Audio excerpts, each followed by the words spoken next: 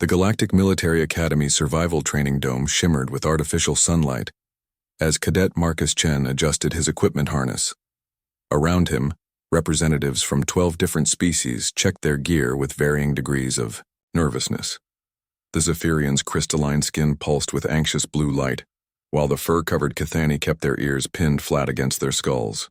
Today's exercise simulates a Class 7 hostile encounter, announced Instructor Vexithera, her 6 arms gesturing toward the towering forest that materialized within the dome. Your objective is simple. Survive for 2 hours while being hunted by an apex predator from the forbidden sectors. Marcus nodded along with the others, though he noticed several cadets exchanging worried glances. He'd heard the stories about these simulations. Even experienced soldiers sometimes failed to complete them. The Maukar beast has been transported, here specifically for this training, Vexithera continued, her mandibles clicking ominously. It stands 4 meters tall, possesses armor-plated hide capable of deflecting plasma bolts, and has never failed to catch its prey. The simulation begins now.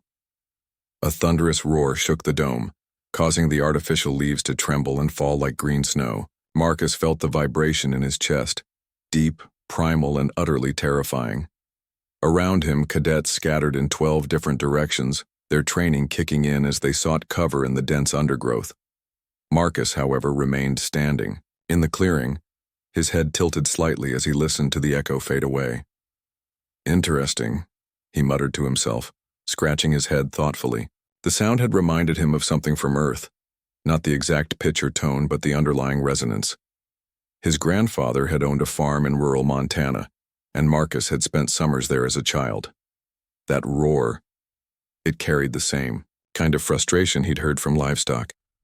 Heavy footsteps crashed through the forest, snapping trees like twigs.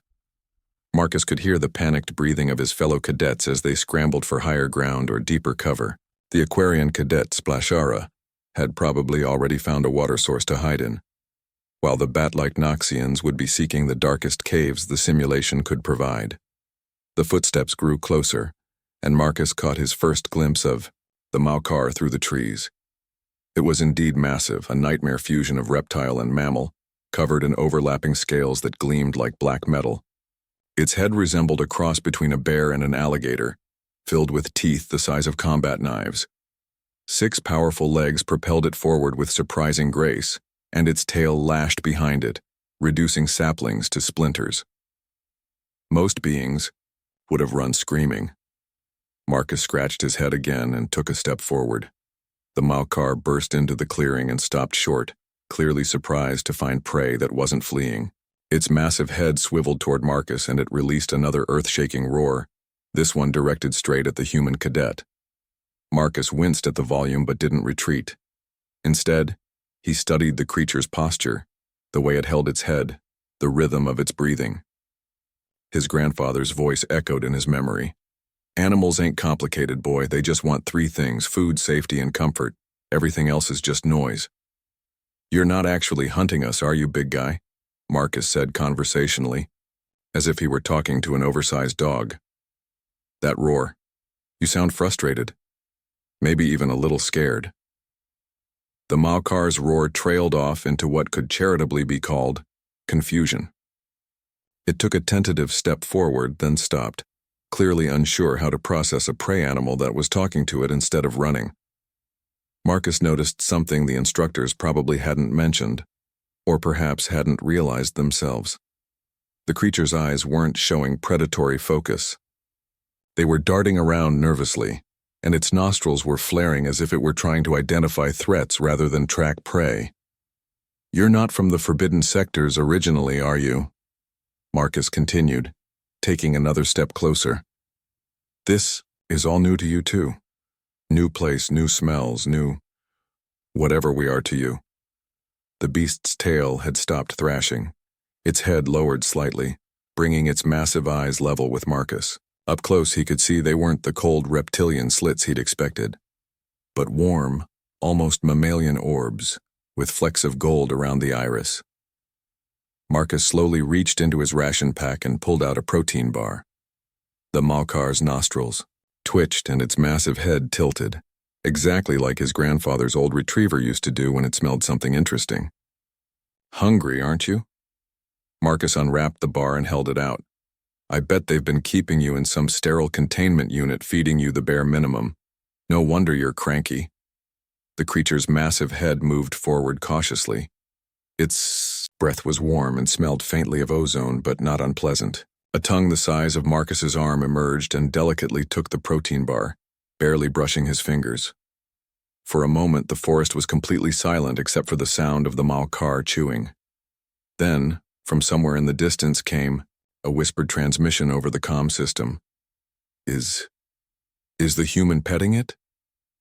Marcus looked up to realize that his hand had indeed found its way to a spot behind one of the creature's massive ears, scratching gently. The Malkar had closed its eyes and was making a sound that could generously be described as purring, if purring could shake leaves from trees. "Attention, cadets," came Instructor Vexthera's voice over the comm, tinged with disbelief. "The exercise has been completed. Please return to the staging area." As Marcus walked back through the forest, the Malkar followed him like an enormous six-legged puppy. His fellow cadets emerged from their hiding spots, staring in various expressions of amazement, terror, and confusion. "How?" asked Ziktar, the Zephyrian cadet, his crystalline skin now pulsing with bewildered yellow patterns. Marcus scratched his head one more time, grinning. "My grandfather always said the scariest-looking bull is usually just the one that hasn't been properly fed and scratched behind the ears." Behind him, the Malkar let out a contented rumble that sounded nothing like the terrifying roar from before. Sometimes, Marcus reflected, being human meant seeing monsters where others saw only teeth and claws. But sometimes it meant seeing a scared, hungry animal where others saw only death. As they reached the staging area, Instructor Vexithara approached. All six arms crossed in what Marcus had learned was the Caltharian equivalent of profound confusion. "Cadet Chen," she said slowly, "in 300 years of military service, I have never seen anything quite like that." Marcus shrugged, still grinning. "Well, ma'am, you've probably never had a human in your survival class before either." The Malkar, now contentedly gnawing on the remains of Marcus's entire ration pack, seemed to agree.